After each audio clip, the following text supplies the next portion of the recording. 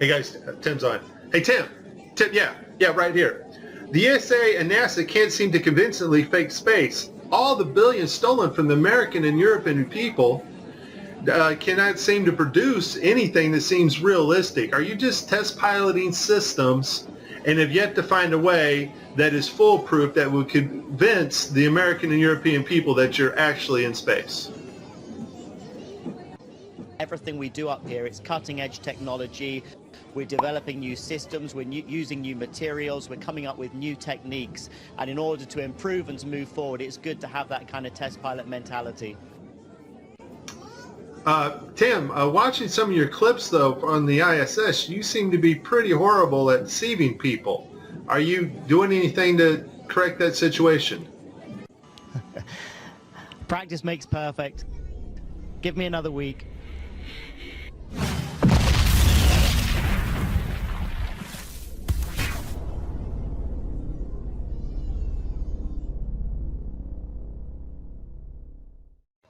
Praise the Lord. Mike here, of course. I'm going to show you in this video how NASA fakes zero-G without a vomit comet or a zero-G plane. Now, I've heard a lot of theories from other flat earthers of some big energy, fieldy, sound wavy thing that pushes matter up in the air through sheer energy. But to be honest, some of the theories did sound like two healthy choices to me. No, I've been praying about it, and the Lord finally revealed to me one video, and I work with Blender and Unity, and I've been working with special effects software and Photoshop for quite a while now. And when I saw this video, I realized it became instantly clear how they do it. And it's just video game technology. Now, if you're part of the Geek Squad or the techie crowd, well, then you already know about this technology. And so let's get to the video that caught my attention, and you will see the same things that I saw. Let's watch. We have to introduce the concept of free fall. So let's use this model of the Earth. And let's enlist the help of a friend, Paxi. You might know her.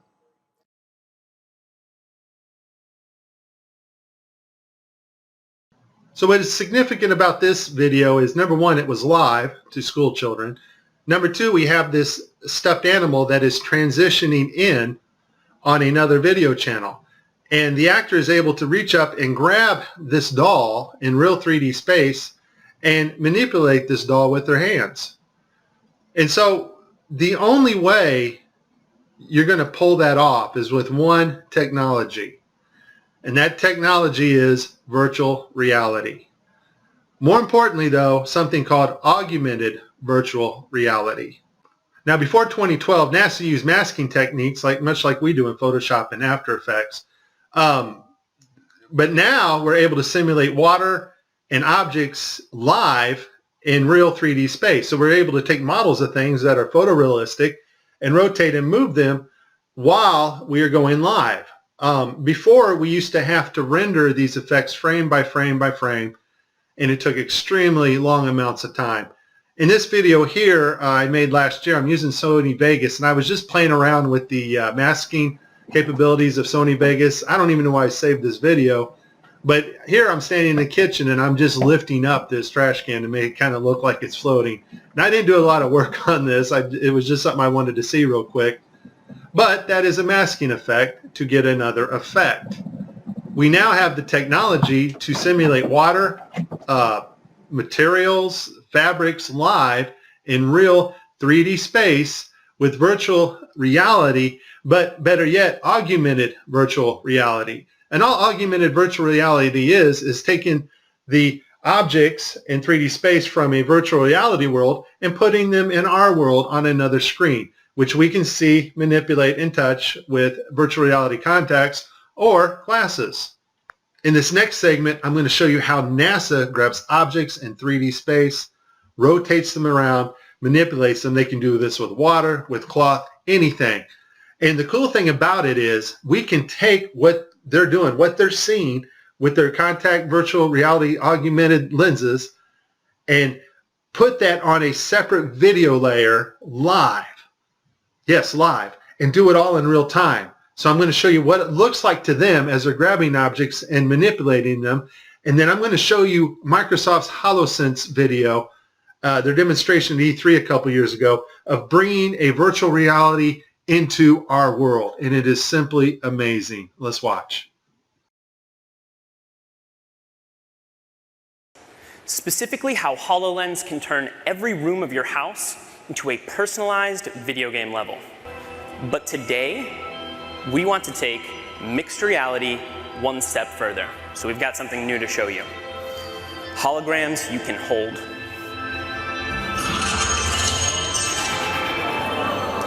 This holographic gauntlet is the weapon that Dan will be using while playing Project X-Ray. You'll notice that as he moves his arm, the hologram moves as well. This is a wearable hologram. And when you combine technology like this with the environment understanding of HoloLens, you can do some pretty spectacular things.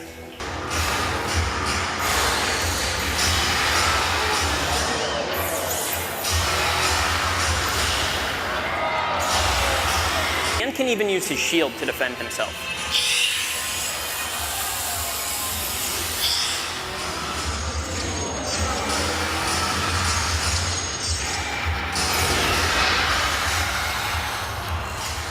Nicely done. Looks like that's all of them.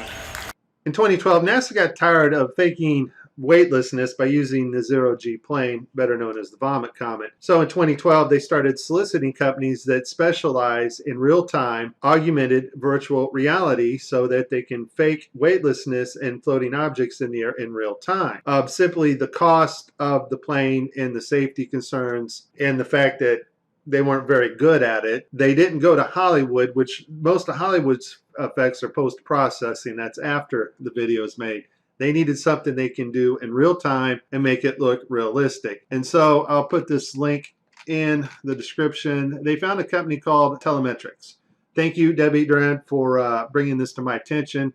After I researched this, lo and behold, I found out our government has a contract with these people. And Telemetrics, basically what they do is they help news teams and they bring broadcasts together in real time, and they're able to create sets, cities, anything you want in a virtual reality world and make it look absolutely 100% real. They're also able to bring different people from around the world, put them in the same room and broadcast live, give them desks, whatever they need to make the broadcast. So it's a pretty amazing company. Here we see Johnson Space Center. Telemetrics provided latest camera robotics technology at NASA's government television at Mission Control.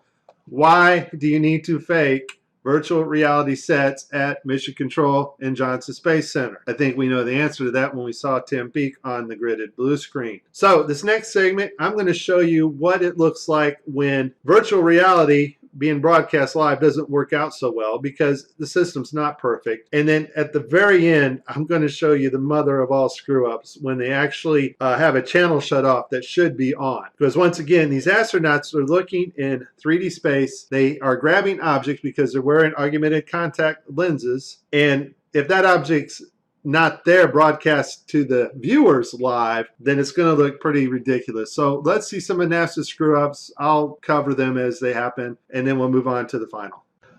Okay, so this is one of NASA's older videos where they use post-processing and masks. This is a video layer mask in augmented virtual reality.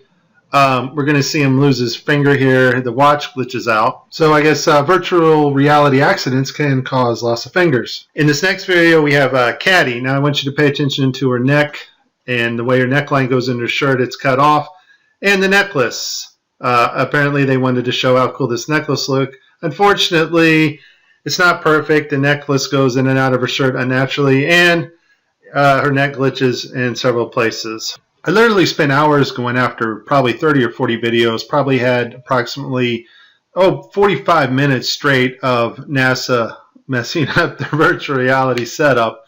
I tried to pick some clips that were obvious and some not so obvious. Show you some of the contacts. We're going to see Tim Peake with his contacts in, but these are virtual reality contacts overlaid on the eyes so actors can interact with things in 3D space, all in real time. In this next shot, we will get to see the whole arm setup and the virtual reality glove that covers all the way down the arm and hand. This allows the software to broadcast what we see video-wise as his arm in a shirt sleeve. Okay, I have a lot of Tim Peake screw-ups, but this one here, the system glitches. The software does not track his hand properly, and Tim slips his hand underneath his other fingers, which is tightly holding onto the mic, which would be impossible. I don't think this is Tim's fault. Normally, Tim always moves his other fingers up while he slides his hand under.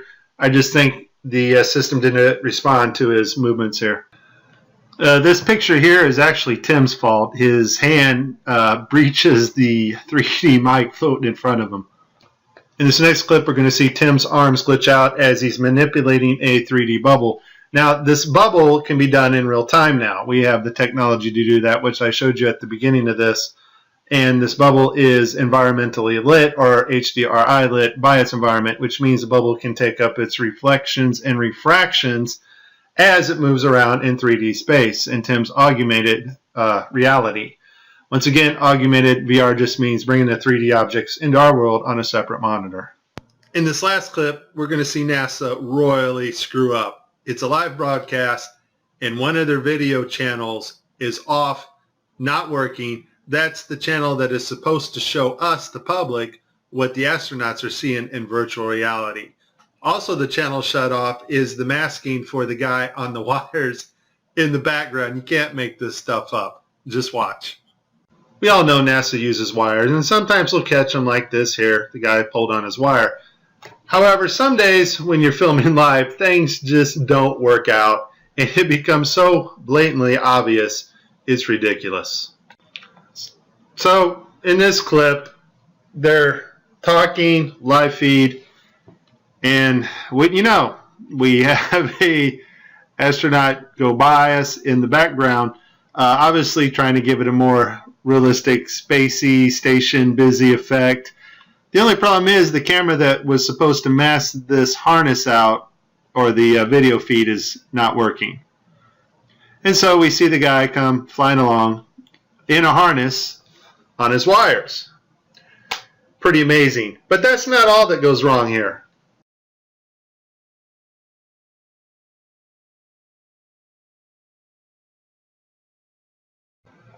Okay, so you see to the right, this guy's flipping this hat. This hat's actually on another video channel in 3D space. It's virtual reality.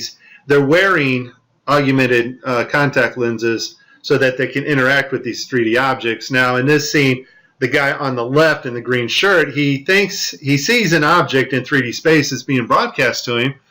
So he grabs it and he puts it off to the side. He's looking straight ahead because he's looking at an object rotating in front of him, but the video channel is down that is supposed to show the viewers what we're supposed to see, and so we don't actually get to see the object that he is seeing. And I would just sum this up as a very terrible, bad, horrible day for NASA doing live feeds. Hey, Tim, you still there? Yeah. Can you explain to us what this astronaut's going through as he sees something with his eyes in 3D space, but it's not actually there being broadcast to the public? What's going through this astronaut's mind?